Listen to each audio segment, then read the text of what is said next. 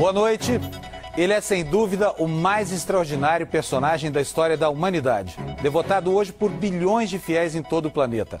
Rabino, revolucionário, profeta, apenas um camponês de uma aldeia pobre da Galileia.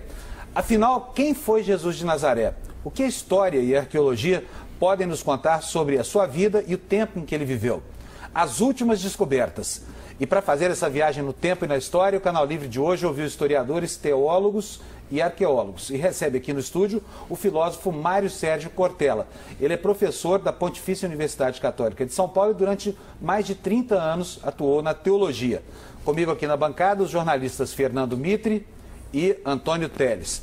Mas antes da entrevista, nós vamos ver um pouco da história do homem que dividiu o nosso calendário em dois, antes e depois de seu nascimento. Que força é essa capaz de manter viva uma tradição por mais de 2 milênios?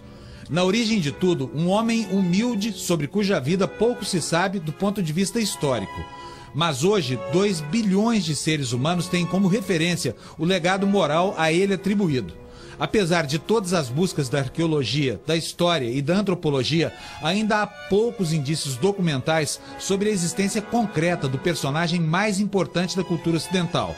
A maior parte das informações sobre a vida de Jesus vem dos chamados evangelhos canônicos. Foram escritos ainda no primeiro século e tiveram como fonte a tradição oral. Mas eles relatam apenas a vida messiânica de Cristo, entidade que sobreviveu aos séculos e sobre a qual se ergueu o cristianismo. Historiadores e teólogos que afirmam a existência concreta de Jesus tendem a convergir para uma data supostamente entre os anos 4 e 6 antes da era cristã, em que teria se dado o seu nascimento. Mas ao contrário dos relatos pormenorizados do período messiânico de Jesus, os evangelhos canônicos quase não trazem informações sobre sua vida material até os 30 anos de idade. O pouco que a historiografia permite confirmar sobre a vida de Jesus, no entanto, não impediu que ele se transformasse no agente da maior revolução de toda a história da humanidade. Professor Cortella, boa noite, bem-vindo. Olá. Professor, vamos começar repondo aqui o que distingue a existência concreta de Jesus de tudo o que se segue a essa figura mítica que é tão importante para a história da cultura ocidental e para todo mundo. Há evidências concretas da existência de Jesus ou não?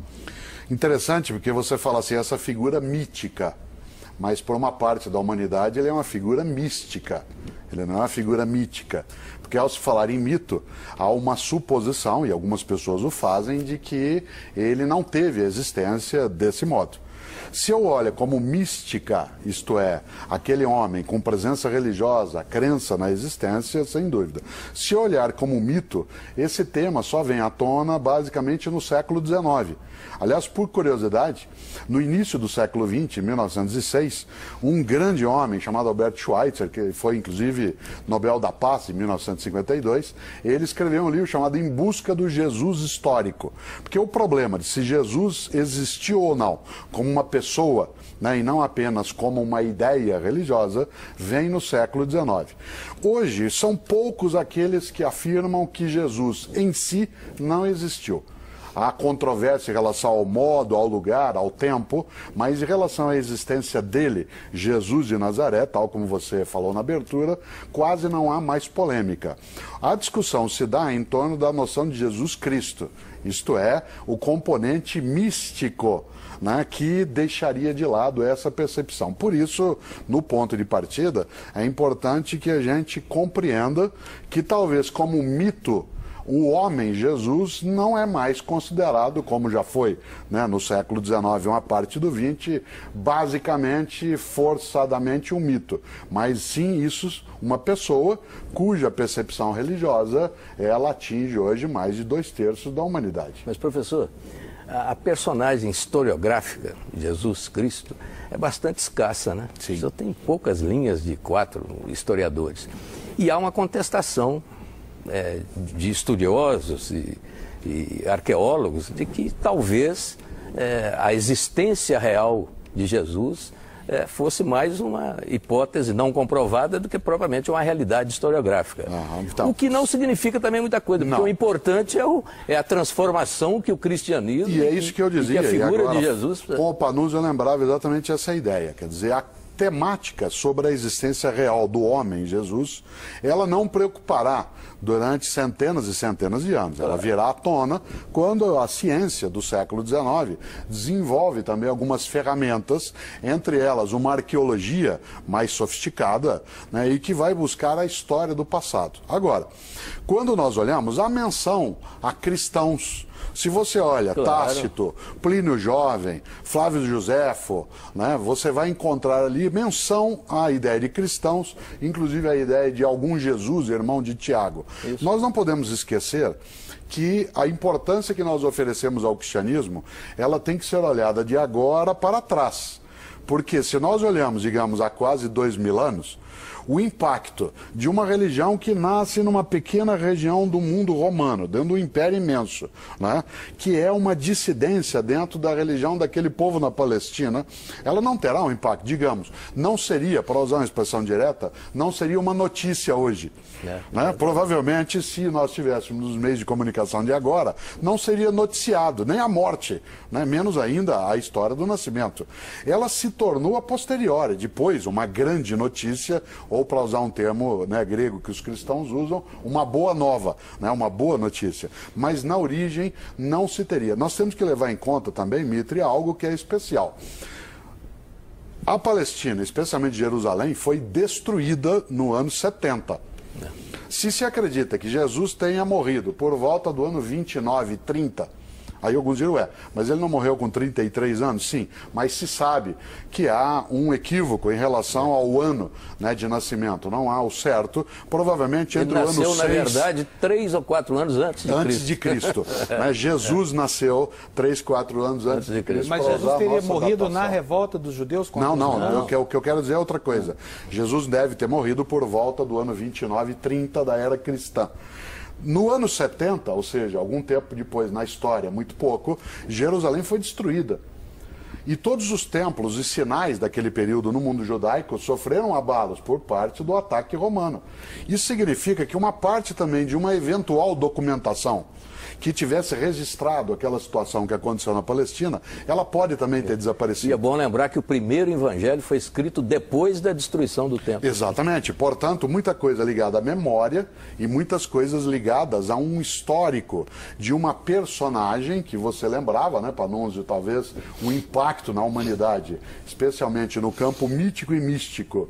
Ele é fortíssimo, mas cuja noção é tão presente que nós hoje continuamos tratando desse que pode ser um mistério, pode ser uma organização meramente religiosa, mas sem dúvida notícia continua sendo em larga escala. Professor, o que importa saber é quem é esse Jesus de Nazaré na sua aparente insignificância. E o Cristo na sua grandeza, na sua monumentalidade, como um intermediário de um pacto entre o Criador e a criatura. Em que momento Jesus e Cristo se separam? Eles mais vão se juntar até do que se separar no século I. Haverá algumas discussões dentro da teologia sobre a separação. Quando o Cristo ganha uma imagem e uma monumentalidade extraordinária. O século I, aquele em que na datação cristã é o início, ele marca uma série de momentos onde havia muitas ideias de Messias no mundo judaico daquele período. Jesus não é o único que será entendido como um possível Messias naquele momento. Mas o se Cristo... nós olhamos... Então, o Messias é o Cristo. É Sim. Porque Cristo é um termo grego para a expressão hebraica Messias. Então, a ideia de que viria alguém para libertar e salvar o povo, isto é, um Cristo, ela é presente quando Jesus existe. ela está ali na seio daquela comunidade, de toda aquela população. Ele era esperado. Professor, tem uma Jesus questão... será entendido como sendo o Cristo, aí eu vou falar o Cristo, e não Jesus Cristo.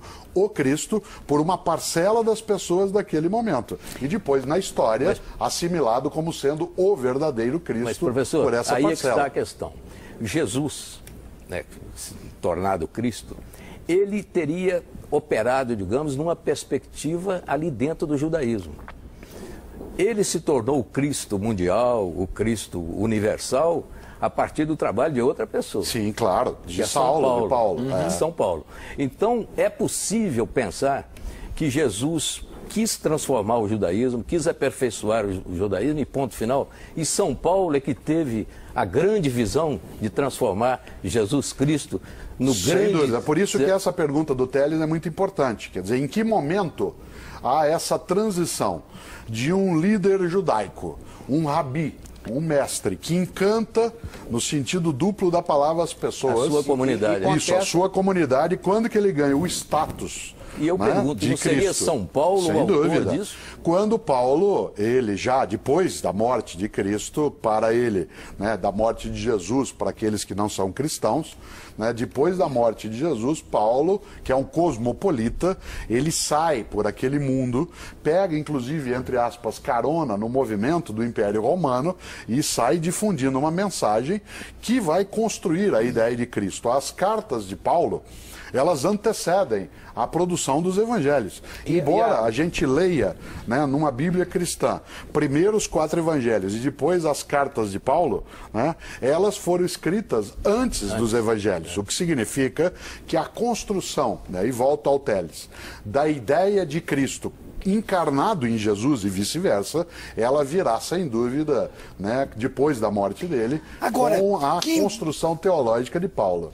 Que importância tem investigar a origem de Cristo, a vida de Cristo, até que ele se manifeste na vida de Cristo, de Jesus, como figura humilde, simples e relevante, até que ele se transforme no Cristo luminoso que traz, por exemplo, a mensagem das bem-aventuranças, que é o resumo de todo um pacto que a humanidade fez com o Criador. Nos 2 primeiros séculos, mas especialmente no primeiro século, do tempo do cristianismo, a maior importância de torná-lo Cristo é, de um lado, marcar a ideia que, de fato, ele foi aquele que veio para a salvação. Há outras questões envolvidas nisso. No primeiro século, a grande marca é dizer, entre os vários messias que apareceram nessa época, este é o verdadeiro. Aliás, professor, me desculpa, mas essa figura do Messias, que tinha apenas a túnica, o cajado, era uma figura muito comum no tempo de Jesus. Sim. Havia uma tendência filosófica que era composta pelos cínicos, né? Sim. Aliás, a palavra cínico hoje é muito diferente do sentido que tinha ao tempo de Jesus. Eu queria que o senhor explicasse por que Jesus, que tem, enfim, inevitável fazer uma associação com o movimento cínico, por que justamente esse personagem ganhou essa importância histórica? Até vamos lembrar um pouco, porque filosofia às vezes é também o meu pedaço, a palavra cínico vem de cachorro. Né? Tanto que quem gosta de cachorro é chamado de alguém que é um sinófilo, não um cinéfilo, como o Mitre é. Né? É um sinófilo, aquele que gosta de cães. É porque na filosofia grega, né, pós-socrática, especialmente com Diógenes, né, o filósofo, se dizia que eles viviam sem nada, pelas ruas, né, como cães. E aí foi chamado de uma escola cínica, isto é, a escola em que as pessoas acham que ela, para existir, precisa ter apenas a ela mesma, sem nenhuma propriedade, sem nenhum bem. Curiosamente, há alguns autores que argumentam que Jesus de Nazaré aderiu né, a esta concepção do ponto de vista filosófico. Isto é, ele partilhava esta perspectiva. Mais do que a estoica. Claro, muito mais do que a estoica, porque a estoica significaria, né, aqueles que, tal como lembravam alguns, aqueles que sofriam encalados. Alguns, inclusive, dizem que João Batista, né, seu primo, e aquele que vai batizá-lo dentro da tradição cristã, ele também tinha, né, por ter vivido no deserto, ter se alimentado com coisas que são do dia a dia banal, que ele seria também alguém com essa perspectiva. João, aliás, é mais próximo dos cínicos, de Diógenes, Antístenes, do que Jesus. Jesus como concepção. Jesus até que gostava tem algo de uma vidazinha boa em alguns momentos. Que retoma, sem dúvida. É muito mais ascético João Batista do que Jesus, né, nesse ponto de vista. Mas há uma questão séria, que é fazer com que, volta ao tema, das várias possibilidades de Messias, que Jesus seja aquele que vai encarnar essa ideia. Mas Jesus, se ele não fosse um personagem preparado para cumprir a profecia, só pela movimentação histórica dele narrada nos evangelhos, ele já seria sacrificado ali. Era absolutamente inevitável. Ele afrontou todo o poder da Palestina. Jesus, sem dúvida, Mito, ele seria alguém naquele momento que independeria de Herodes. Exatamente. Ou independeria. Ele seria executado. Né, não independeria de Pilatos, dos romanos. Quando ele entra em Jerusalém, né, no burrinho, ele vem lá pelo lado do Monte das Oliveiras, do outro lado da cidade, vindo de Cesareia Marítima, vem Pilatos com as tropas romanas. E Jesus vai para onde? Vai para o templo e vai cutucar a onça lá no templo. A percepção de Jesus de Nazaré na sua pregação naquele momento, narrada nos evangelhos, nas cartas, nos Atos, ela é uma pregação altamente revolucionária em relação àquele grupo. Isso. A narrativa no Evangelho, ela faz um acordo, um concerto com C, né, faz um concerto de várias situações vividas. Mas você não tenha dúvida, mesmo que não fosse a história dos romanos, do rei Herodes e Antipas... Ele morreria na cruz, do mesmo modo, cruz, sem dúvida. onde morriam os inimigos de Roma. Por que ele é chamado Cristo e não Emanuel? Porque Emanuel é um nome que se usa para também falar de algo que Isaías tinha profetizado. Você sabe que o nome dele, Jesus, é uma romanização de Yeshua ou Joshua, né, que da onde deu a expressão Jesus, que é uma forma de abreviar o nome de Josué, que é uma das grandes personagens da tradição judaica do passado. Mas até Emanuel, que aí significa Deus conosco, né, que vai dar para nós no Ocidente o nome Manuel, ele é muito mais uma aproximação com uma profecia feita no Antigo Testamento por Isaías do que de fato o nome que ele terá. Porque o Cristo, a palavra Cristo, é derivada de um termo grego. Sim, não Cristo é o ungido, exato, o abençoado. Não é do termo indiano ou védico, Krishna? Não tem nada a ver. Não tem a ver. É uma mera coincidência sonora. Né? Uma coincidência. Cristo significa aquele que é ungido, que é aquele que é abençoado, que é aquele que foi o escolhido. Né? Desse ponto de vista, ele combina com a expressão hebraica Messia. Né? Eu só queria deixar uma perguntinha, depois ele responde. É pouco provável, não há nenhuma prova, nenhuma evidência, não há sinal nenhum de que Jesus nasceu no dia 25 de dezembro. E nunca os cristãos disseram isso. Pois nos diz que nós vamos voltar, podemos voltar nessa... Nunca os cristãos disseram qual era a data. Exatamente, mas aí tem uma criaram convenção, isso. Tem uma convenção em relação a isso. Tem uma convenção, mas tem um outro dado histórico, aí esse é histórico interessante. Uma divindade, Mitra, que eu não posso esquecer o nome, nasceu sim, no dia 25 de dezembro, acredita-se segundo a tradição do mitraísmo. Então, alguns vão dizer que é mito, outros vão dizer que é místico. O cristianismo foi lá e pegou essa data. Né? Isso não muda toda a história, né? Mas ele dá um sabor especial porque aprofunda o mistério. E religião é mistério. Professor, nós vamos aproveitar agora, eu queria interromper em função disso, porque nós vamos conhecer a opinião de um outro especialista, que é o historiador André Chivitarese. Ele é professor de História Antiga da Universidade Federal do Rio de Janeiro. Normalmente, quando a gente pede uma prova concreta, nós esperamos um objeto palpável, não é? A cama, a casa, a roupa. Bom, isso não tem. Mas, do ponto de vista acadêmico, científico, nós trabalhamos com o que se estabeleceu como a múltipla confirmação. Isso é, quando autores diferentes, que nunca se viram, que nunca se leram, que nunca se encontraram, são capazes de afirmar frases, ditos, ideias exatamente iguais entre eles sobre Jesus. Então vou dar um exemplo. Paulo, que é o autor mais antigo que nós temos em termos de produtor de cartas, não é? Ele é capaz de registrar, palavra por palavra, o que Jesus disse na última ceia pascal junto dos seus discípulos. Marcos, um evangelista que veio muito depois de Paulo, sem nunca ter lido Paulo, foi capaz de também falar exatamente as mesmas palavras que Jesus disse. Então, há uma argumentação bastante plausível para dizer que Jesus existiu. Muito embora a gente não conheça sua casa, não conheça sua cama, não conheça sua roupa. E digo mais, hoje a história, a arqueologia já conseguem ver a sombra que Jesus projetou no seu andar.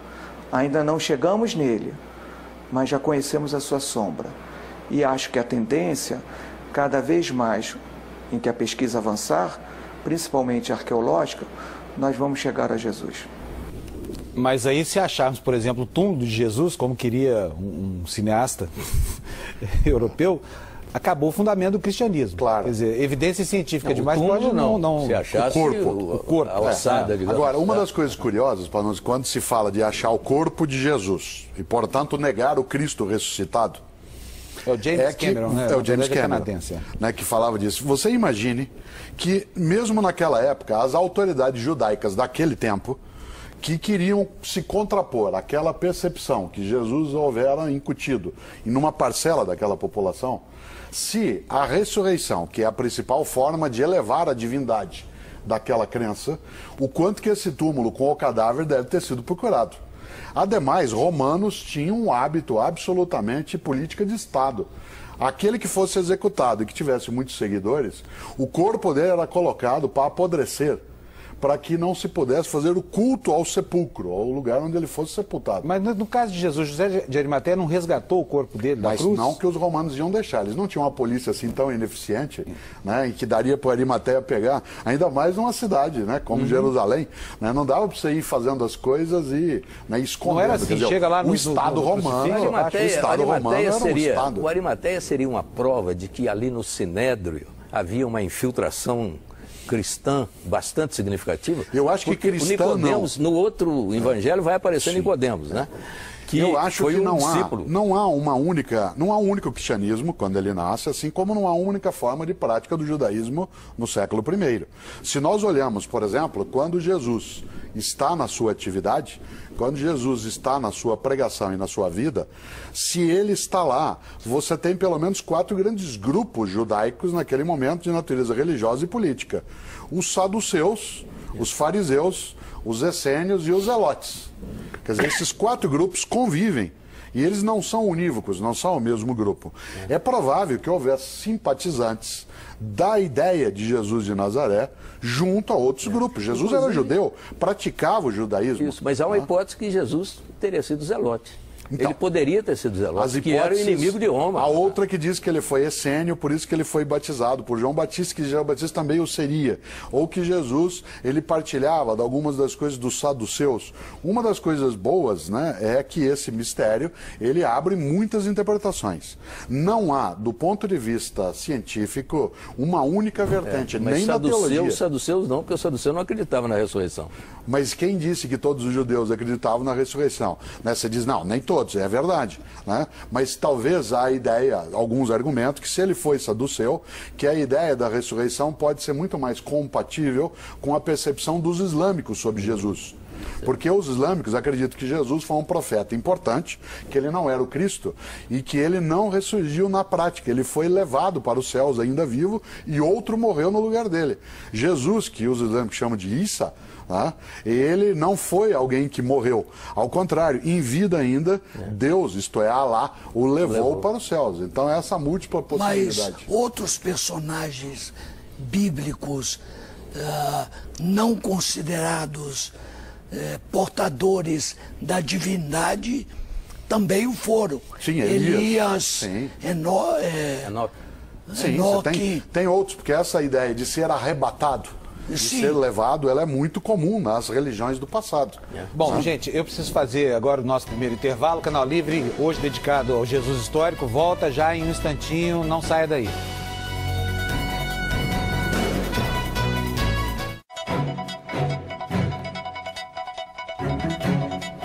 Voltamos com o Canal Livre, que esta noite debate a história de Jesus com o filósofo Mário Sérgio Cortella. Para Pedro Paulo Funari, que é professor de História e Arqueologia da Unicamp, mais vestígios da vida na Galileia, na época de Jesus, ainda serão descobertos nas próximas décadas. Vamos ver o que ele diz. A arqueologia é muito importante porque ela nos fornece o contexto no qual Jesus viveu. Nós temos muitas informações que provêm de escavações na Terra Santa, na Palestina. Elas se referem tanto às maneiras como as pessoas viviam, as suas casas, como que viviam as autoridades, como vivia o povo comum.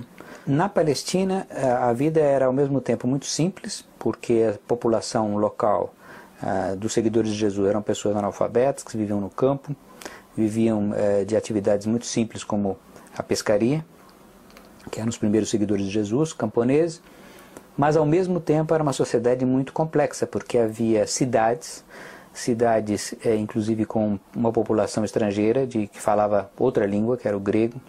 Havia tropas romanas que vinham soldados de pontos muito distantes do Império. Portanto, Jesus conviveu, embora os seus seguidores e seu círculo mais íntimo fossem de pessoas muito humildes, ele conviveu com pessoas de diferentes origens étnicas, de uma região muito grande do Mediterrâneo Antigo. Nós descobrimos há um tempo atrás um barco na Palestina que é muito parecido com o que teria sido o barco dos pescadores que seguiam Jesus, como Pedro, e que Jesus mesmo utilizou.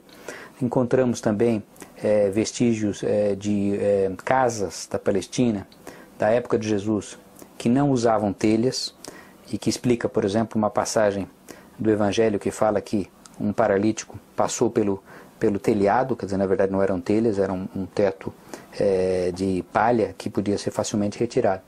Então, com certeza, novas informações virão nas próximas décadas.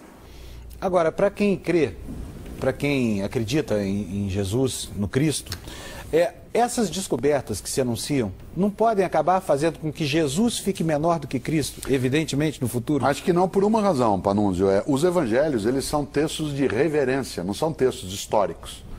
Em nenhum momento se pode supor que aquela descrição que ali aparece, ela tem um componente de natureza científica, de comprovação. Tá? Aliás, de uma certa maneira, é preciso entender que aquelas histórias, elas são improváveis, mas não impossíveis. O senhor está se referindo, inclusive, aos milagres, por exemplo? Não, às histórias em geral. Quer dizer, quando eu digo que é impossível, eu estou dizendo que isso nunca existiu. Quando eu digo que é improvável, eu estou dizendo que não pode ser provado. Não pode ser provado desde agora. Pode ser que se encontre em situações, né, dessa natureza. Agora, o que está por trás, que é uma força muito grande, é a força da fé. Volto à ideia. A Bíblia, ela não é uma narrativa, ela tem narrativas. Há coisas na Bíblia que elas coincidem com os tempos, com os modos, com os costumes, e outras que são de natureza eminentemente religiosa, que estão marcadas pela perspectiva exclusiva da fé.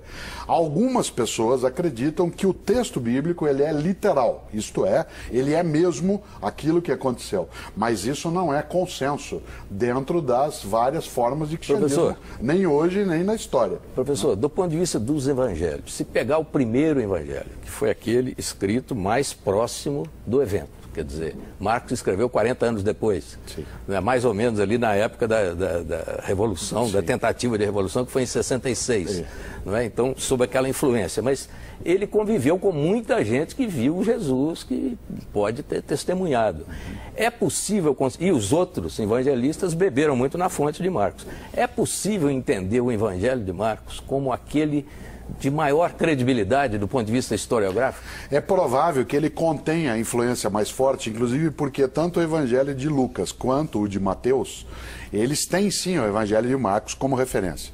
Digamos que fosse a primeira reportagem que recolheu as narrativas da época, Isso mesmo, né? E aí ele influencia o que virá na sequência. Aliás, é o texto mais jornalístico. Claro, né? mais jornalístico, é mais do dia, de jornal mesmo, de dia. Né? E o Evangelho de João, ele já está mais voltado para o campo místico naquilo que o Teles antes levantava em relação a mostrar que Jesus era Cristo e não só a mera trajetória. Tanto que você não tem a história do nascimento de Jesus narrada nos 4 evangelhos.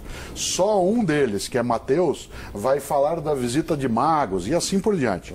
O que é certo é que esses evangelhos, eles contam uma história do ponto de vista da fé, que para quem nela cria, era de fato, ainda é, a resposta da realidade. Há inclusive uma discussão sobre quem são de fato os autores dos evangelhos.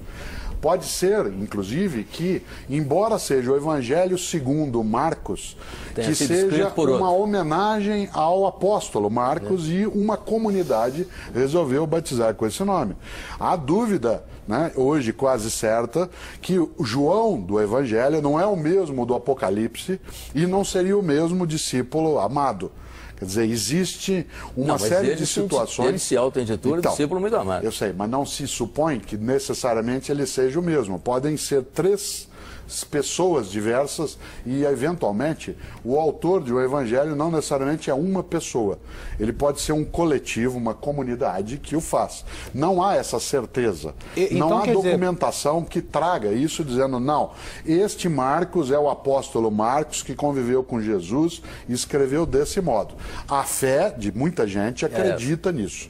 Mas se nós olharmos fora do exclusivo campo da fé, não há essa prova. Professor, que importância, na verdade, existe essa busca de detalhes, de fragmentos da vida de Jesus ou dos apóstolos, quando, na realidade, toda a estrutura da religação do homem com Deus está fundada nos ensinamentos morais que o Evangelho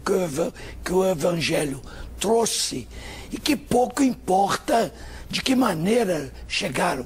Assim como ninguém está discutindo se Sócrates falou de uma maneira ou de outra, se ele se suicidou obrigado ou se ele foi ao suicídio por vontade própria, ou Aristóteles, ou Platão. Você até mencionou uma personagem curiosa que é Sócrates. Então, porque, inclusive, né, durante um tempo se duvidou da existência de Sócrates, tal como se duvidou da existência de Jesus. Alguns imaginavam que Sócrates ele era apenas uma personagem, entre aspas, inventado por Platão. E ele é um conjunto de regras morais. Alguns, inclusive, aproximam ideias morais de Sócrates de ideias de Jesus de Nazaré. Mais tarde você tem essa junção. Agora, tem uma coisa que você levantou, Teles, que é muito importante nisso. Você fala, o que interessa a quem crê, tanto faz. Para quem tem uma crença em Jesus Cristo e não está preocupado com a identidade, com a filiação direta humana, que não está exclusivamente marcado pelo lugar... Que não altera em nada. Isso é absolutamente indiferente. Tanto o senhor acha que altera? Não, não altera. A fé não altera. Inclusive é irrelevante até se houve ou não o personagem de Jesus. Claro. Esta ideia de que Jesus ela existiu, né, como pessoa, que Jesus existiu como pessoa, ela sempre incomodou mais os não cristãos do que, de fato, os cristãos. Aos cristãos, por estar apoiado na fé, isso era uma questão de menos importância. Agora, nos últimos 200 anos, em função, como eu dizia antes, do avanço da arqueologia, das ferramentas de comparação de texto, do crescimento da linguística, do domínio, inclusive do aramaico, que era o idioma falado na Palestina e que não é falado por mais ninguém. Então você precisava de outro tipo de método para se aproximar. Também a teologia cristã se debruçou sobre isso, não para dizer assim, não, Jesus está aqui, ele existiu mesmo, mas as teologias cristãs para evidenciar que há uma conexão entre o Jesus, pessoa, e o Jesus Cristo, para ressaltar a importância da fé. Mas a preocupação entre cristãos, ela não se dará. Professor, é claro que a historiografia vai continuar essa busca do Jesus histórico, essa é a vocação dela, é a razão de ser dela. Mas ainda do ponto de vista jornalístico, eu diria assim, no Evangelho de Marcos, tem lá uma previsão inteiramente errada, ou eu que estou lendo de maneira objetiva demais, que é o fim do mundo chegando. Ali dá a impressão, eu vou dizer Marcos, porque está na boca de Jesus, que não vai demorar muito. Ele chega a dizer, os nossos contemporâneos vão testemunhar essa passagem. Ali é um erro de previsão brutal. Você tem no século I, que é quando Jesus vive, existem vários apocalípticos. Isto é, vários profetas... Inclusive tem um pequeno apocalipse em Marcos. Claro, no próprio texto. Há vários profetas do fim dos tempos. Alguns, inclusive, apoiam que João Batista caminhava nessa direção. E se a gente olha a pregação de João Batista, narrada também em alguns textos, ele dirá em relação ao fim próximo. Jesus tem, no registro de Marcos, algumas falas dessa natureza. É preciso, nesta hora, olhar aquele tempo para ver que uma parcela daquela sociedade judaica imaginava que o fim estava próximo, que o Messias viria, ia ser um Messias que ia fazer com que os romanos desaparecessem, ia levar a glória que Davi, né, e Salomão tinham trazido. Era a perspectiva da volta do rei Davi, que é a perspectiva dos judeus. Que era a volta do Messias, nesse sentido trabalhado. Nesta hora, a figura de Jesus, ela vai tomar um veio que um grupo entenderá, de um lado, como sendo aquele que trará a vitória na batalha final, e outros não. Dentro do cristianismo que nasce, haverá essa dissensão. Haverá, por exemplo, no primeiro século, alguns que acham que Jesus era aquele que faria isso e o fim chegaria logo, e outros que achavam que a mensagem de Jesus é outra. É quando se dirá, e você vai ver isso em outros evangelhos, meu reino não é desse mundo. Quando essa expressão, do ponto de vista teológico, vai ser trabalhada, se está dizendo que a vitória não é na terra. Que então, se não chegou o tempo, é porque não era esse o tempo. Antes ele já havia dito, dai a César o que é de César e a Deus o que é de Deus, já separando as coisas. Alguns acreditam que ele disse isso, outros acreditam que disseram que ele disse isso. É claro, certo? Sempre assim. Professor, há um ponto fundamental que é o dogma da Trindade. Sim. Então, ao Pai, o Filho e o Espírito Santo. E o Espírito Santo tem uma presença como portador de dons que ele distribui aos seres humanos, sem que, entretanto, ele tenha a importância do Filho como Cristo. Por que isso? No século IV apareceu uma discussão séria em relação à temática da Trindade. Quem vai discutir isso melhor será Agostinho, o teólogo africano que viveu também na Europa, vai discuti-la no século V. Mas no século IV, o Concílio de Nicéia, que foi em 325, foi inclusive convocado pelo imperador Constantino para debater coisas ligadas a isso, porque havia uma teoria cristã daquela época, defendida por Ário, né, que era o arianismo, que dizia que Jesus, se ele provinha do Pai, então ele foi criado depois, porque ele do Pai saiu.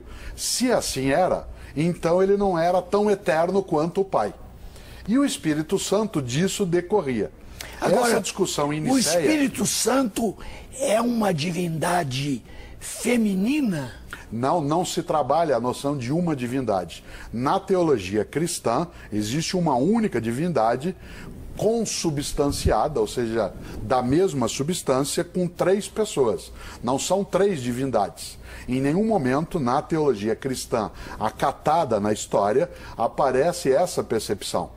A ideia do 3, que é recorrente, né? Porque professor, mas aí é um toda mistério. A lógica do 3, Miguel, Rafael, Gabriel, aí é um Jesus, mistério. Maria, José, mas o 3 é um mistério dentro da concepção cristã. Pouco compreensível. Por isso que ele é mistério. Olha, eu vou fazer o seguinte, preciso fazer uma parada. Teles, vamos fazer o seguinte, a gente pode retomar no próximo... A gente retoma no... O Teles quer resolver o mistério agora. Então nós vamos esperar o comercial, a gente resolve depois do comercial. A gente faz uma paradinha e volta daqui a pouquinho, depois do intervalo, com o Teles retomando o mistério da Santíssima Trindade.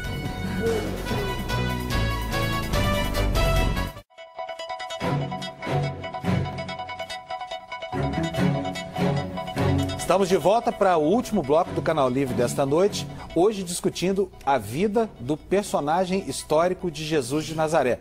Eu interrompi o Teles aqui no último bloco, vou passar logo para ele a palavra, porque nós temos um mistério enorme por resolver, né, Teles?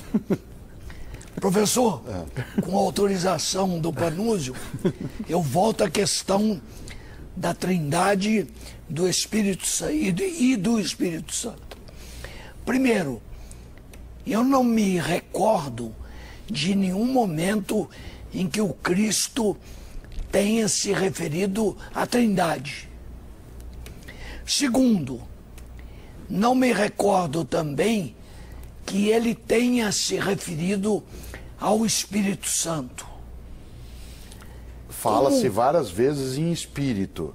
Sim. Se você olha no Evangelho de João, há momentos... Fala-se até que no batismo de Cristo, o Espírito Santo apareceu sobre a forma de uma ave. Mas isso me parece uma metáfora singela. Claro, a metáfora é o que você tem em grande quantidade. Mas se você olha o Evangelho de João, que é o mais teológico, como concepção, e o que mais trabalha é a ideia de Cristo, muitas vezes ali, Cristo fala sobre si mesmo como sendo filho de Deus, fala sobre Deus como Pai e fala sobre o Espírito que ilumina e encanta. A concepção de trindade desse modo, ela é recorrente na história do judaísmo. Eu falava antes até do intervalo que se trabalha com Abraão, Isaac e Jacó, né, com a trilogia dos arcanjos, se trabalha sempre a noção do 3, ela é recorrente nessas culturas, inclusive entre gregos, entre egípcios. Se a gente olha, você lembrou o hinduísmo, né, num determinado momento, dentro da multiplicidade da força divina, né, do hinduísmo, Brahma, Vishnu e Shiva, também você tem um 3. Então, a noção triádica do 3, ela aparece com força naquele momento. E no Evangelho de João, há essa expressão. Também se encontra disperso nos outros 3 evangelhos, que são chamados canônicos, algumas dessas questões. Por que isso é colocado como mistério? Né? Obviamente porque a explicação do ponto de vista racional, ela encontra um obstáculo. Como é que você tem um único Deus, que são 3 pessoas? Isto é, não seriam 3, então não é politeísmo. É evidente que a noção de 3 em 1, ela é muito mais um combate à concepção romana da época, que era politeísta, que tinha muitos deuses, e o reforço do monoteísmo abraâmico e mosaico. Né? Desse ponto de vista, a gente pode até interpretar isso de outros modos, inclusive porque os hebreus, lá no início, se você lê em hebraico o livro inicial da Bíblia cristã, que é da Bíblia judaica, que é o livro do Gênesis, no início a narrativa fala em Elohim, em deuses, e não em Deus. Verbo. Isso assim, e nós criamos, fala no plural. Depois é que vai se reduzir a esta ideia de 3, mas numa só pessoa, na concepção monoteísta. O verbo está em João, é assim que começa. Ou seja, a ação da tríade, dos 3. Né? Não é algo que a gente consiga, não só lidar aqui, mas faz pelo menos, digamos, 1.900 anos. Professor, né, mas que esse debate... Jesus não ajuda a confundir ainda mais a coisa na compreensão dessa complicadíssima Santíssima Trindade, quando ele interpela seu pai no momento da crucificação e pergunta por que foi abandonado? Sim. É que se você tem isso, não em todas as narrativas. Nenhum dos 4 evangelhos ele é idêntico e nenhum deles tem o mesmo foco. Se você olhar as 4 narrativas que saem daquelas comunidades que as produziram e depois elas foram aceitas como oficiais, canônicas, porque há mais de 30 evangelhos. Os 4 aceitos é que tem essa posição. É claro que cada um deles vai dar uma ênfase. Um deles dá ênfase no fato de que Jesus é o Filho de Deus e recorre ao Pai. Mas você não tem isso de todos os modos em todos os evangelhos. Então, nesse polo, sim. Em todos eles, não. Né? Professor, deixa eu te fazer uma pergunta a respeito do Concílio de Nicéia e a respeito dos outros evangelhos. Até aquele momento, a igreja lidava com todos os evangelhos, inclusive os apócrifos, que tem alguns que são incríveis. E muitos são posteriores ao Concílio de Nicéia. Depois apareceram outros. Mas existe ainda alguma utilidade na leitura desses evangelhos apócrifos? Sem dúvida. Mas do ponto de vista da perspectiva religiosa mesmo? Nossa, você tem inclusive editoras cristãs, várias delas, inclusive católicas, para pegar aquelas que são mais fortes nesse campo de publicações, elas fizeram livros com os evangelhos apócrifos. Então vamos tomar o evangelho... Porque a finalidade, por exemplo, de ler o evangelho de Maria Madalena, ou de Tomé, ou atribuído a Tiago... O de Tomé, onde Maria Madalena aparece num momento muito interessante lá com Jesus, os dois se beijando e o Pedro fica uma fera ali e tal. Isso, exatamente. Pois é, aquilo durante 3 séculos a igreja aceitou aquilo. Não, porque você não tinha a igreja. A gente não tem a igreja. A igreja, como a gente diz, tal como a gente diria assim, o governo, ela é uma figura. Mas foi no Concílio de Nicéia, de Nicéia que você vai ter a igreja. Mas você tinha múltiplas igrejas. A palavra igreja significa comunidade. Então você tinha muitas igrejas. Mas não esse existe conteúdo, uma igreja mas esse centralizada. conteúdo, o que o senhor acha desse conteúdo? Não, eu acho que esses conteúdos, eles são relatos possíveis daquele momento, e eles são relatos que eles ajudam a entender algumas das coisas daquela época, mas do ponto de vista da teologia, todo o aporte, todo o apoio para a compreensão da religião está nos 4 canônicos. Os outros auxiliam a olhar um pouco sobre a infância de Jesus, sobre qual era o ambiente da época, qual que era a relação de Jesus com as mulheres e assim por diante. Você tem narrativas em evangelhos apócrifos que falam sobre a manjedoura, sobre o boi e o jumento ao lado, professor, todas essas histórias. É da maior importância a relação de Jesus com as mulheres. As mulheres têm uma presença incrível nos evangelhos. Aliás, uma das razões que fazia com que ele fosse, entre aspas, motivo de escândalo, porque a palavra escândalo em grego significa armadilha, obstáculo. Mas as mulheres foram patrulhadas brutalmente na história da igreja, porque se pegar, mesmo os canônicos, elas estão lá. É que mais uma nos vez, momentos cruciais. Mais uma vez você está usando igreja como se ela fosse uma. E a gente tem muitas igrejas, muitos cristianismos. Se a gente chama de igreja católica, apostólica, romana... Estou me referindo a essa. A essa, sem dúvida. É um herege, mas é preciso lembrar que ele defende que nos primeiros 5 séculos do cristianismo, a figura feminina mais exaltada nas comunidades cristãs era Maria Madalena. Mais adiante é que será Maria, mãe de Jesus. Né? Mas se tem toda uma lógica em relação a Maria como o papel da mulher. E o mesmo está querendo perguntar para o senhor, ainda não teve coragem, o que havia entre Jesus e Maria Madalena? Não, eu queria ir muito além. Eu acho que havia um respeito fortíssimo. Alguns textos dizem que eles mantinham uma relação, né, de intimidade.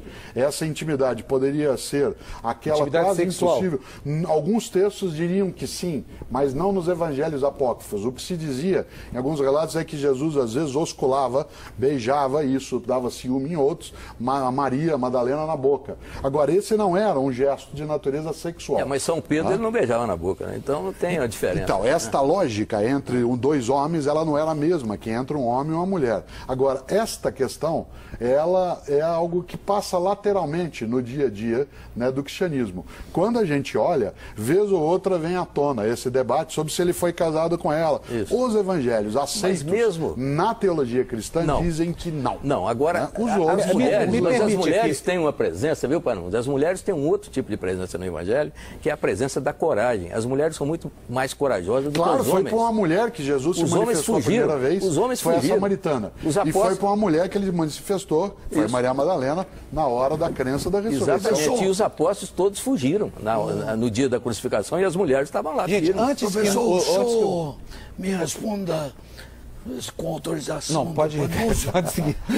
O senhor acha que de toda a história, o que importa mesmo são as virtudes Claro, é a teologais, mensagem, a fé, a ideia, a por exemplo, de que um homem esperança nasceu. e o amor. E é isso que traz a beleza de um Natal. Um homem nasceu e a crença é que esse homem veio acreditando na possibilidade de paz. E que essa religião Que é o fala em amor. fraternidade, fala em amor.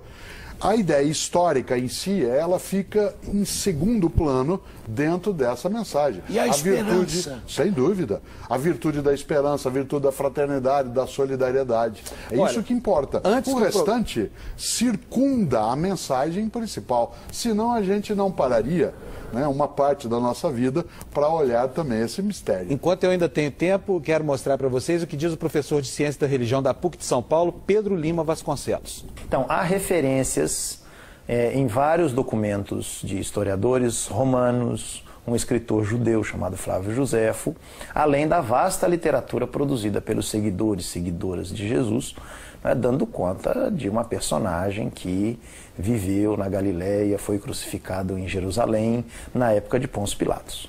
Religiosamente, Jesus é filho de Israel, né? Em termos culturais, ele é herdeiro, né? Ele vive num ambiente marcado pela cultura grega.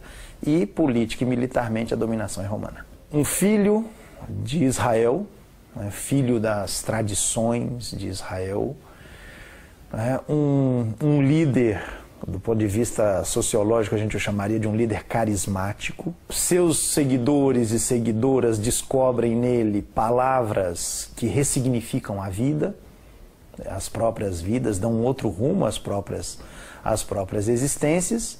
Nesse caminho, nessa atuação de alguém que tem palavras significativas, renovadoras da vida, suas ações libertadoras registradas nos evangelhos na forma dos milagres, esse conjunto de palavras e ações o colocou em rota de colisão com as autoridades religiosas e políticas da época, o que resultou exatamente na sua crucificação. Professor, infelizmente, é uma palavra que não gosta que eu use aqui, mas enfim, nosso tempo terminou e nós só temos tempo agora para suas considerações Então, você finais. vê, o nosso tempo terminou e a história do cristianismo não. Vai continuar mais Ela 2010 persiste anos. com essa inquietação, esse debate. Os três especialistas que falaram, todos eles têm nome de apóstolo, né? São 2 Paulos, um Pedro, né?